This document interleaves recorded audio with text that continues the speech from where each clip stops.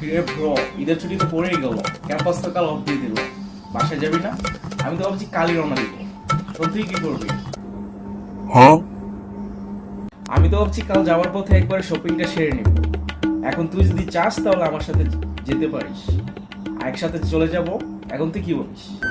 হ্যাঁ, তুমি তোমার এমন একটা রিচ গার্লফ্রেন্ড জুটাইছো, ওইটা তো তোমার সব হাত খরচ চালায়, তোমার ঈদের শপিং এর টাকা দেয়, গতবারও তোমার ঈদের শপিং এর টাকা দিয়েছে, আর এই দেও তোমাকে দিছে। আর তুমি রেস্টুরেন্টে গেলে রেস্টুরেন্টের বিল, আর তুমি ডেটে গেলে তোমার ডেটের টাকাও ওই দেয়, তোমার পকেট থেকে তো আর টাকা খসে না। আমার যদি এরকম একটা থাকতো অনেক ভালো হতো। তুই এক কাজ কর, আঙ্কেলকে বল কিছু টাকা দিতে, বল যে শপিং করবো। আর এখন তো ঈদ এসে পড়ছে, তো শপিং এর জন্য কিছু টাকা দিবে না? বল।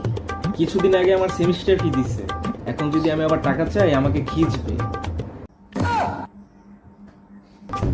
আচ্ছা, একটা কল দিয়ে দেখি আব্বু কি বলে।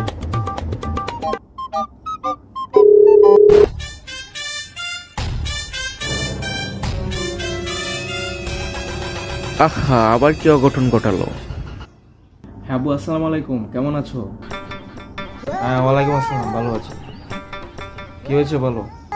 না আব্বু, তোমাকে কল দিছিলাম, কালকে তো বাসা ফিরবো, ক্যাম্পাস তো অফ দিয়ে দিছে, তো ভাবছিলাম আসার সময় কিছু নিজের জন্য শপিং করে নিয়ে আসতাম আর কি, আমাকে যদি কিছু টাকা দিতা। টাকা লাগবে মানে? টাকা কি গাছের পাতা? কাছে তোরে টাকা? কিছুদিন আগে না তোমার সেমিস্টার ফি দিলাম, এখন আবার কিসের টাকা?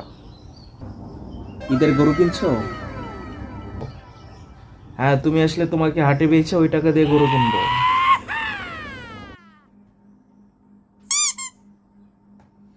আচ্ছা, তোমাকে আমি 500 টাকা পাঠিয়ে দিচ্ছি, আর চেষ্টা করবা সবটা না খরচ করার, ঠিক আছে? ওটা দিয়ে কেনাকাটি করে বাসায় আসো। 500 টাকা? 500 টাকা দিয়ে কি হবে? 500 টাকা দিয়ে তো আমার গাড়ি বেরো হবে না। আই ছেলে, 500 টাকা দিয়ে কি হবে মানে? টাকা কি গাছে ধরে? 500 টাকা দিয়ে কি হবে? গুলিস্তান নেমে দেখবে অনেক সস্তা সস্তা জামা কাপড় পাওয়া যায়, ওইখান থেকে কিছু কেনাকাটি করে আইসো। যা, বাসায় আসবো না, আমি এখানেই থাকবো।